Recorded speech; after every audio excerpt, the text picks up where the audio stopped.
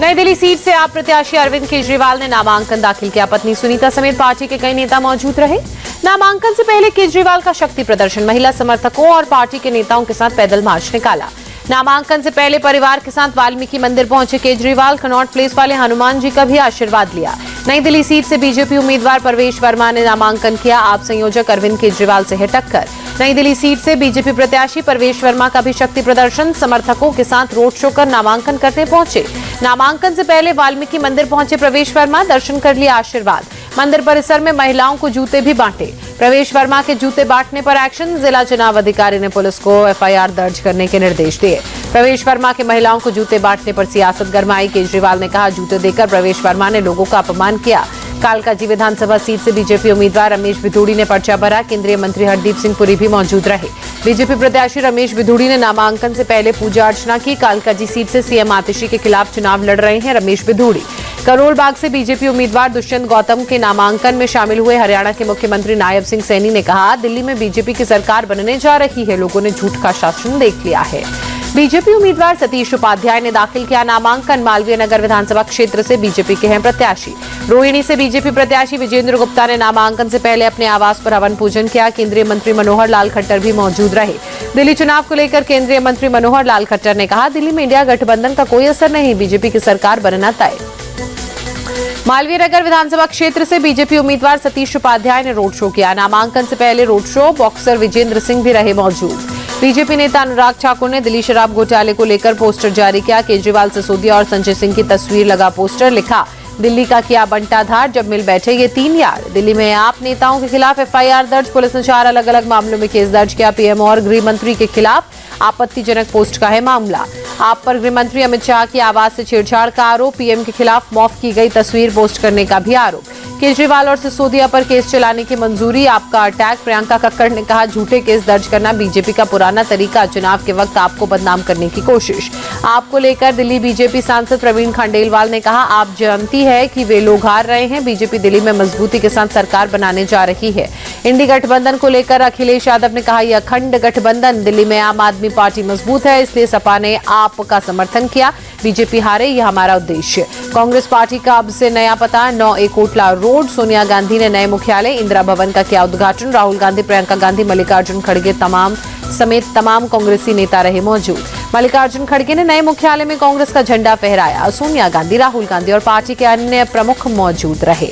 Party के नए मुख्यालय के उद्घाटन के पहले वहां मौजूद कांग्रेस नेताओं से मिले खड़गे। सोनिया और राहुल गांधी ने स्वीकार किया अभिवादन।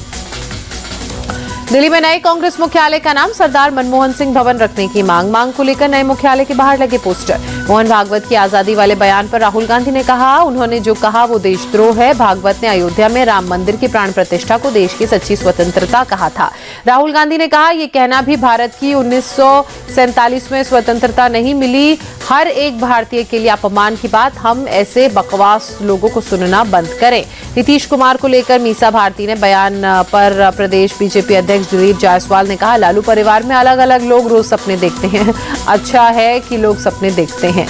मीसा के बयान पर जेडीयू प्रवक्ता नीरज कुमार ने तंज कसते हुए कहा, भविष्यवाणी करने वाले को गंगा में ले जाकर डुबकी लगानी चाहिए। आरजेडी ने आगामी बिहार चुनाव में महागठबंधन की जीत का दावा किया। सांसद मनोज झा ने कहा, तेजस्वी के नेतृत्व में महागठबंधन की बहुमत के साथ जीत होगी। प्रशांत किशोर की पार्टी का पटना में एलसीटी घाट के पास लगाए जा रहे टेंट, प्रशासन ने टेंट लगाने की दी अनुमति। गंगा किनारे बनाए जा रहे चुनावी कार्यालय संचालन के लिए अस्थायी टेंट, कोई प्रदर्शन न करे की शर्त पर मिली है टेंट लगाने की अनुमति।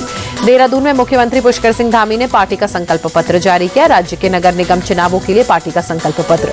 मूडा मामले में लोकायुक्त पुलिस की जांच जारी रहेगी। कर्नाटक हाईकोर्ट ने सीबीआई को सौंपने की मांग की खारिज। मामले की अगली सुनवाई अब 27 जनवरी को।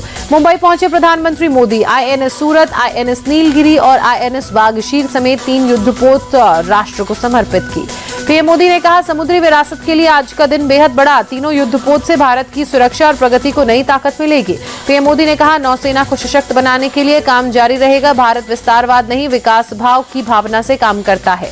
पीएम मोदी ने कहा, भारत पूरी दुनिया को एक परिवार मानता है, हम सबका साथ सबका विकास के साथ आगे बढ़ते हैं और इसी पर विश्वास रखते हैं।